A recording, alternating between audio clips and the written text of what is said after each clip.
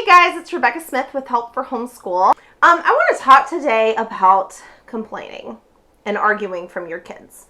If you have homeschooled for any amount of time and your kid is normal, you're probably hearing some complaining about the work. Maybe they're complaining about how much it is or the type of work or the subject. Oh, math is so hard.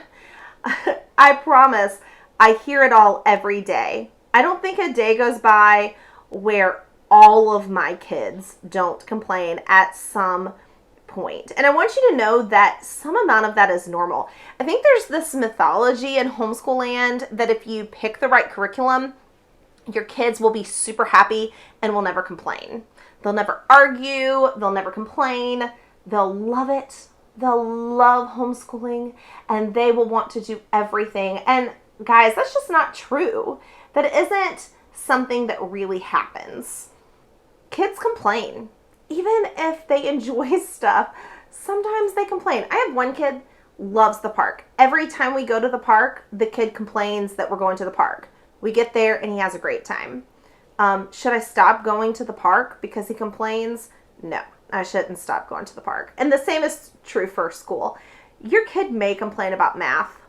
It doesn't mean you shouldn't do math. And it doesn't mean that you should switch gears to a different math curriculum. But sometimes it can mean you should change curriculums. So how can you tell? How can you tell if your child is just like normal 8-year-old complaining about doing school, or hey, this is excessive and maybe we need to consider switching gears to a different curriculum type or even style? How can you tell the difference?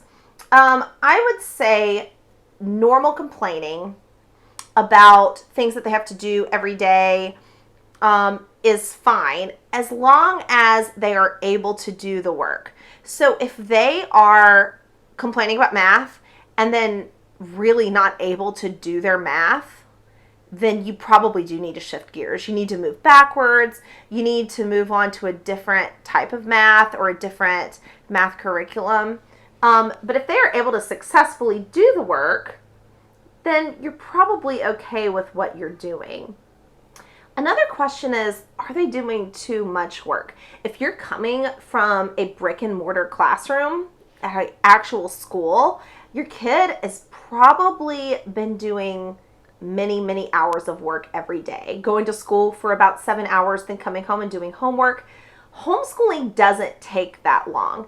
And if you're trying to replicate a school environment at home, your kid may be doing too much. It may be time to take a step back and reduce their workload. Homeschooling just doesn't require that much time because it is one-on-one learning. It just isn't the same as a school environment. So if you think that might be why your child is struggling, I would say take a step back and maybe take a week and only do one subject.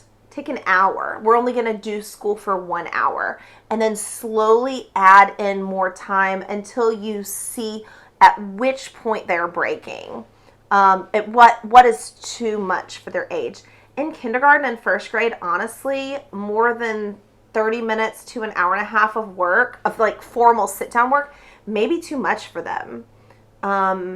You may need to reduce it and try only hitting on your main subjects. Or maybe if your curriculum is taking that much time, maybe you do need to explore other curriculums. One thing that I see that happens with my own kids a lot is they get complainy because their sensory and educational needs aren't being met. Now, I have a lot of neurodivergent kids in my house, and they're all very sensitive to noise and at the same time very noisy themselves. So they hate it when their sibling is tapping on a desk over and over and over again, and then they're over there humming some weird screechy pitch while they're doing school, and they kind of drive each other nuts. I have found that supplying each of them with their own set of over-the-ear headphones helps tremendously and keeps them from getting frustrated.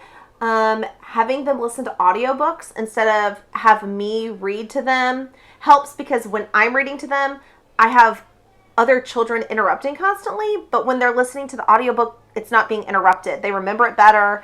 It just has worked out better.